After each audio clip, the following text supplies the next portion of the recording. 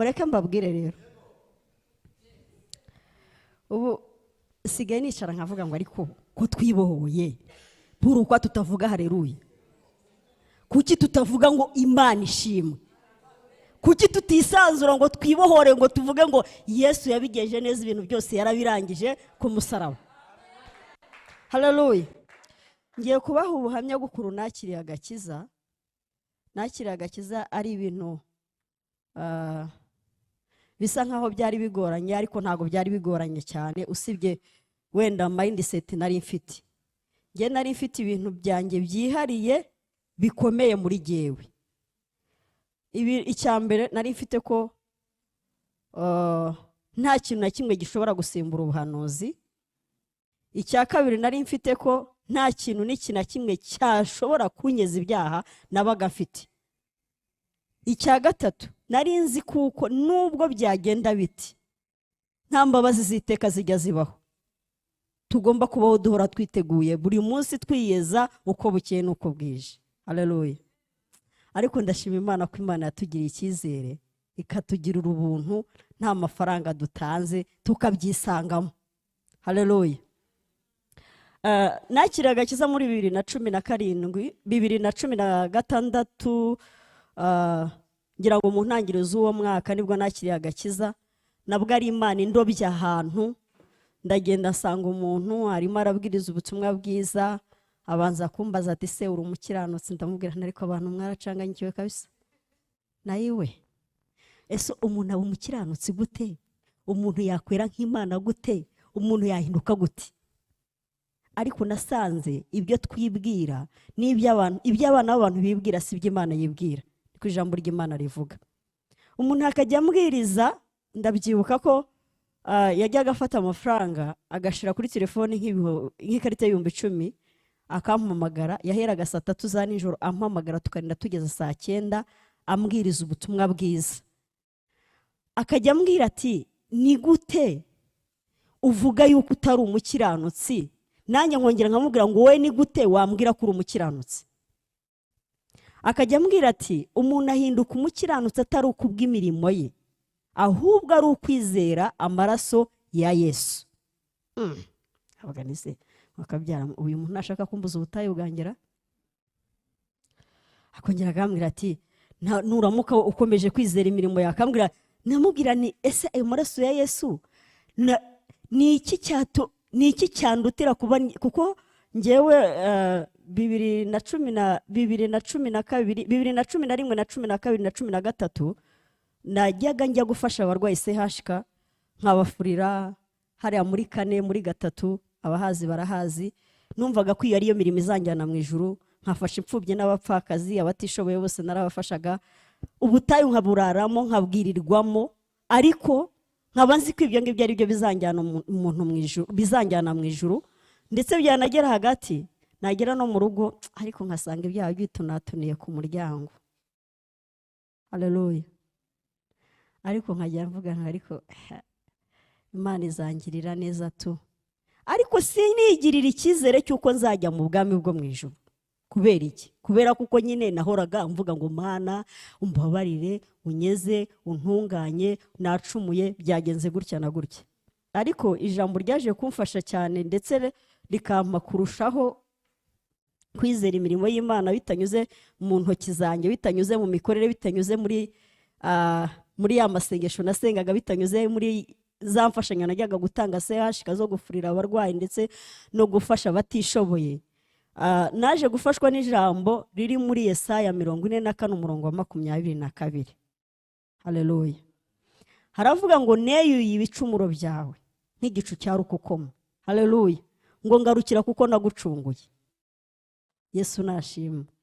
Ndangije ndavuga ngo ubw'Imana yeye ibicumuro byawe nk'igicu cya rukokoma. Mwe mwitonze gatoya. Ndavuga ngo ubw'Imana yeye ibicumuro byanjye nk'igicu cya rukokoma. Kandi noneho naragendaga umunsi ku munsi nkajya natura nkavuga ngo Uwiteka, najyaga nanacumura, nagera n'imbere y'ababyeyi banjye nkavuga ngo ni ukuri kwa Yesu nubwo mvuye gusenga ariko ndumva umutima wanjye utameze neza, nacumuye, natekereje, nagambiriye, nakoze ibintu byinshi. Ariko wamajije kumenyera yuko bambwirije ubutumwa bwiza, barambwira ngo Uwiteka yeyuye ibicumuro byawe nk'igicu cya rukokoma. Ndavuga nti ariko si uko byashoboka ko Imana yakweyura ibicumuro byanjye nk'igicu cya rukokoma bikibagirana koko, kwa kongera kujya gusaba imbabazi mu butayu, kwa kongera kujya gusaba imbabazi mu rusengero bikarangira. Ibyo rero naje kubisanga hehe?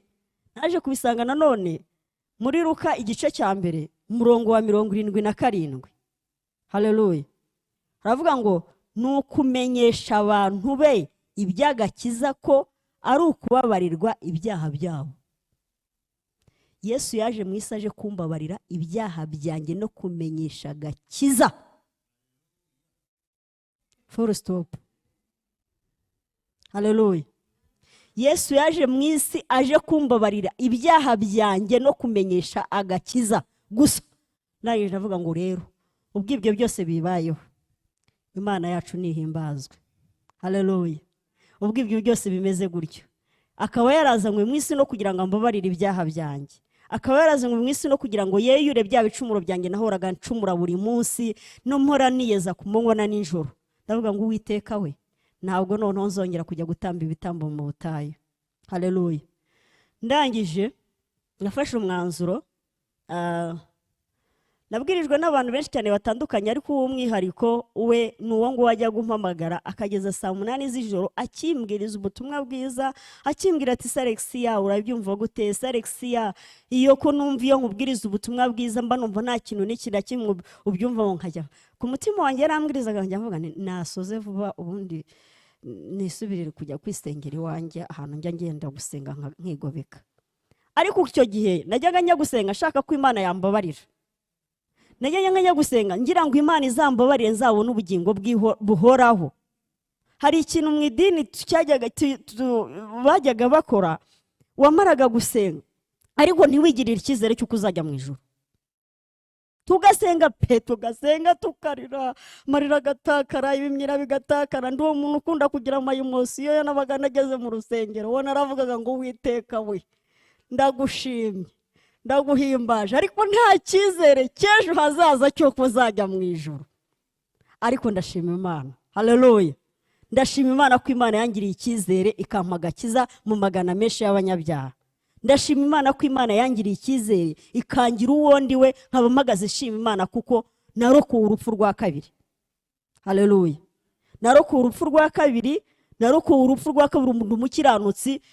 Nkuko umuririmbyi yaririmba yuzuye umwuka akavuga ngo kubaho ni Kristo no gupfa ni inyungu. Ni ukuri kwa Yesu, kubaho ni Kristo no gupfa ni inyungu ku Mukristo wese wamenye Imana kandi wakira agakiza kukuri. Haleluya. Haleluya.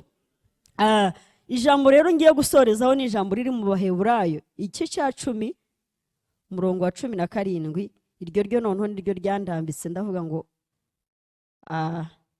ndambitse amaboko yanjye hasi, reka nemerera Imana aba ari inyobora. Igice cya 10 umurongo wa 17 haravuga ngo haravuga ngo ibyaha byabo n'ubugome bwabo sinzabyibuka ukundi. Haleluya. Ngo kuri murongo wa 18 ho kongera akavuga ngo noneho ubwo bimeze gutyo ntihakiriho gutamba iki? Ntabwo njya gutamba ibitambo, nukuri. Kandi sinkijya gutamba ibitambo ngo niyeze ngo Mana we ngo mbabarira, ngo niyeze ngo Mana we ngo ntabwo nzajya mu ijuru. Ubu ndabwira Imana ngo nubwo impanda y'Imana yavuga najya mu ijuru. Haleluya. Ndabwira Imana ngo ngenda ndi fiere, nkagaruka ndi fiere, kuko ndi umukiranutsi kandi ndi umuntu Imana muri iyi si yishimira. Ngo abera bo mu isi nizo mfuru Uwiteka agira gute? Haleluya. Majije rero kwakira agakiza nabyungukiyemo. Nabyungukiyemo. Imana yangiriye icyizere iti nkugabiye umurimo wanjye. Haleluya. Tubayeho neza, turishimye kubera kuko ibyo dufite. Muririmbyi yararembye aravuga ngo ibyo ntunze ngo ni ibyawe. Haleluya. Ngo ibyo ntunze ni ibyawe, ni iby'uwo mucunguzi. Uvuga ubutumwa urega kubuvuga, icyo tuzi cyo nuko wenda ikintu Imana izakubaza nuko utigeze ubuvuga kandi warabumenye. Ngewe nkimara kwakira agakiza naravugaga nti rero abantu bazagirirwa ubuntu nkuko nanjye nabugiriwe, bazabwirizwe n'abandi. Ariko nasanze ari ukwibeshya. Samuri mujyane n'ubyo ukunda kumbwira ngo ureke kubuvuga cyangwa ureke kutabuvuga, ngo n'ubundi kuzatungwa n'ubutumwa bwiza se, ngo ibyo birakureba. Haleluya. N'ubu nasanze kutavuga ubutumwa bwiza ari uguceceka, waceceka ugaceceka, igihe kikazagera ku munsi w'imperuka cyo kuzimana byo yazabikubaza ati mubwirije abantu bangaye, kuko Bibiliya iravuga ngo abahinduriye benshi kugukiranuka bazaka nk'inyenyeri. Haleluya. Ngo ariko nuramuka ubicecetse uzagirwaho urubanza, ariko nuramuka utabicecetse uzajya ubona imirimo y'Imana uko bukeye n'uko bwije. Haleluya. Nange ndimo ndabona imirimo y'Imana uko bukeye n'uko bwije kubera kuvuga ubutumwa. Ejo hari abantu nabwirije, mbabwirije ubutumwa bwiza, urangije arambwira ngo ariko Alexia we, ngo banza waracanganye ikiwe kabisa. Barambwira bati se uracyasenga? Ndasenga ahubwo ubu ngubu ubu ngubu. Ati se uracyayiriza ubusa, uracyajya mu butaka? Ndavuga n'amavuta ubu nibwo ndiho. Haleluya.